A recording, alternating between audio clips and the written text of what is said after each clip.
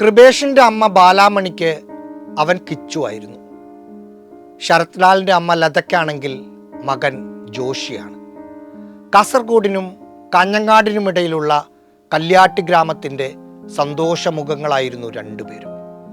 കോൺഗ്രസ് ആദർശം ഉയർത്തിപ്പിടിച്ച് രാഷ്ട്രീയ പ്രവർത്തനം നടത്തുന്നതിനിടയിൽ കലാ സാംസ്കാരിക പ്രവർത്തനത്തിന് സമയം കണ്ടെത്തിയിരുന്ന ചെറുപ്പക്കാർ.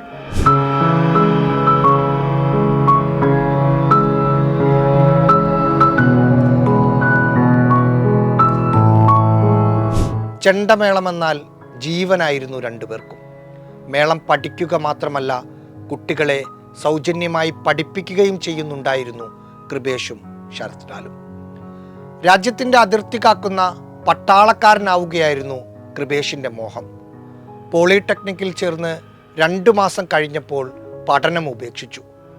SFIക്കാരുടെ മർദ്ദനം സഹിക്കാൻ കഴിയാതെ മനസ്സില്ലാ മനസ്സോടെയാണ് പഠിത്തം നിർത്തുന്നതെന്ന് വീട്ടുകാരോടും കൂട്ടുകാരോടും അന്ന് പറഞ്ഞു. അവിടെ അവസാനിച്ചത് പട്ടാളമോഹം കൂടിയാണ്. അനുജത്തി കൃഷ്ണപ്രിയയെ പഠിപ്പിച്ച് നല്ലൊരു ജോലി വാങ്ങിക്കൊടുക്കലായിരുന്നു പിന്നെയുള്ള സ്വപ്നം. ഓലമേഞ്ഞ കൊച്ചുപുരയിലെ അസൗകര്യങ്ങൾ അവളുടെ പഠനത്തെ ബാധിക്കുമെന്ന് മനസ്സിലാക്കിയ കൃപേഷ് ഒറ്റമുറി കുടിലിനോട് ചേർന്ന് ഒരു ഷെഡ് പണിതു കൃഷ്ണപ്രിയയ്ക്ക് വേണ്ടി. നന്നായി ഫുട്ബോൾ കളിച്ചിരുന്ന കൃപേഷിനെ ചുറ്റുവട്ടത്ത് എവിടെ ഫുട്ബോൾ മത്സരങ്ങൾ നടന്നാലും കാണാമായിരുന്നു.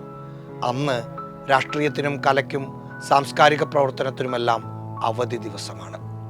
മംഗളൂരുവിൽ സിവിൽ എഞ്ചിനീയറിംഗ് കഴിഞ്ഞ് ഗൾഫിലേക്ക് പോകാനുള്ള ശ്രമത്തിലായിരുന്നു ശരത് ലാൽ. ജവഹർ ബാലജനവേദിയും രാജീവ് ജി ക്ലബ്ബും കേന്ദ്രീകരിച്ചായിരുന്നു പ്രവർത്തനങ്ങൾ. നാട്ടിലെ കുട്ടികളെ പഠനത്തിൽ മുന്നിലെത്തിക്കാൻ സൗജന്യമായി ട്യൂഷൻ നൽകി. സ്വന്തമായി പഠിപ്പിക്കാൻ പറ്റുന്ന വിഷയങ്ങൾ ശരത് ലാൽ തന്നെ പറഞ്ഞു കൊടുത്തു. അത് പോരാത്തവർക്ക് പുറത്തുനിന്ന് അധ്യാപകരെ കൊണ്ടുവന്ന് ട്യൂഷൻ നൽകി. അനുജത്തി അമൃതയ്ക്ക് പാഠഭാഗങ്ങൾ പറഞ്ഞു കൊടുക്കുന്നതിനായി പുലർച്ചെ തന്നെ എഴുന്നേറ്റിരുന്നു കൊല്ലപ്പെട്ട ദിവസം. വീട്ടിൽ നിന്ന് നേരെ ക്ഷേത്രത്തിലേക്ക് പോയി. പിന്നീട് വീട്ടിലേക്ക് ജീവനോടെ തിരിച്ചു വരാത്ത അവസാന പോക്ക്. കൂട്ടുകാരായ 2 ചെറുപ്പക്കാർ കുട്ടികൾ മുതൽ മുതിർന്നവർ വരെയുള്ളവരുടെ മനസ്സിൽ കയറിക്കൂടി. അതിൻ്റെ കുടിപ്പക രാഷ്ട്രീയ എതിരാളികളായ CPMൻ്റെ മനസ്സിൽ വളരുന്നത് അവരറിഞ്ഞിരുന്നില്ല.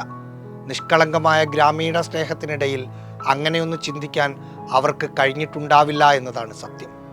സ്വസ്ഥതയും സമാധാനവും കല്യാട്ടിൽ നിന്ന് അപ്രതീക്ഷിതമായ ദിനമെന്ന് 2019 ഫെബ്രുവരി 17 വിശേഷിപ്പിക്കാം. അങ്ങാടിയിലും കൃഷിയിടങ്ങളിലും കണ്ടും മിണ്ടിയും സ്നേഹം കൈമാറിയിരുന്ന ഗ്രാമീണ പെരുമാറ്റം പാടെ മാറി. എല്ലാത്തിനും ഒരു രാഷ്ട്രീയ നിറം കൈവന്നു.